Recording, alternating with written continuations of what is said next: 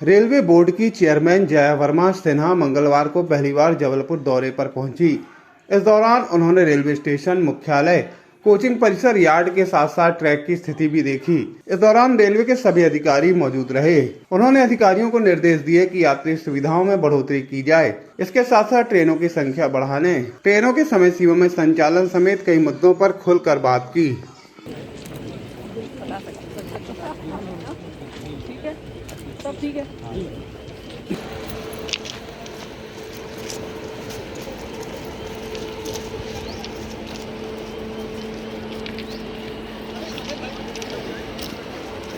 Setting device दिखाओ, auto सामने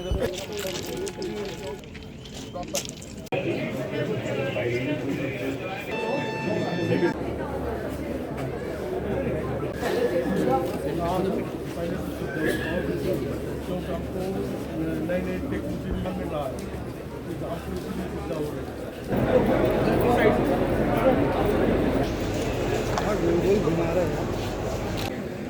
Postbag, दीवार बख्शिश,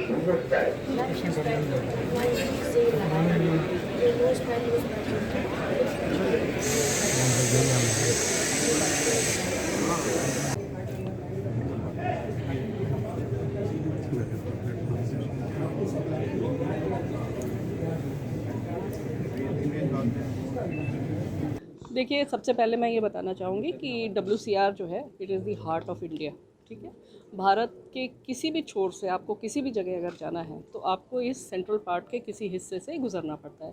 इसलिए हमारे भारतीय रेलवे के नेटवर्क के लिए ये एक सबसे इम्पॉर्टेंट एरिया है, सबसे इम्पॉर्टेंट जोन है, जिसकी की मोबिलिटी और सेफ्टी हमारे लिए बहुत इम्पॉर्टेंट है।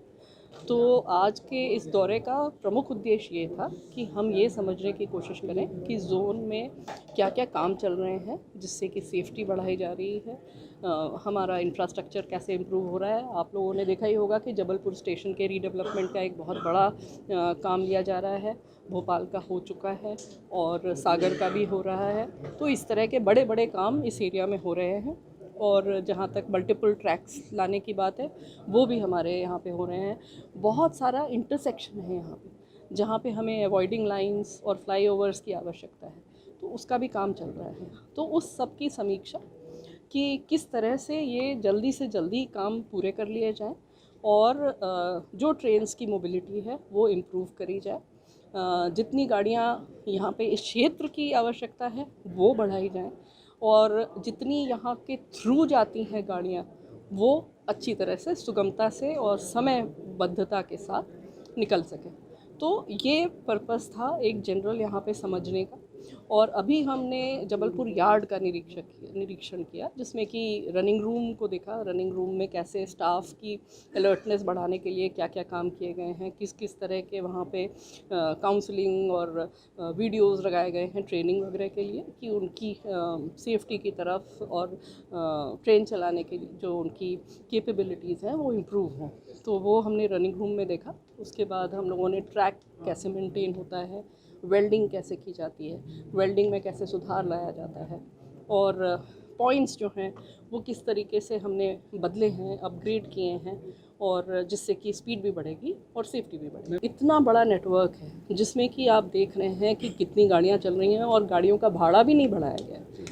उसके बावजूद भी हमारी माल ढुलाई भी बढ़ी हुई है बहुत ज़्यादा। हमारे पैसेंजर्स भी अब कोविड के लेवल के आ गए हैं, प्री कोविड लेवल के आ गए हैं। तो घाटे पे नहीं है लेकिन हाँ मार्जिनल है।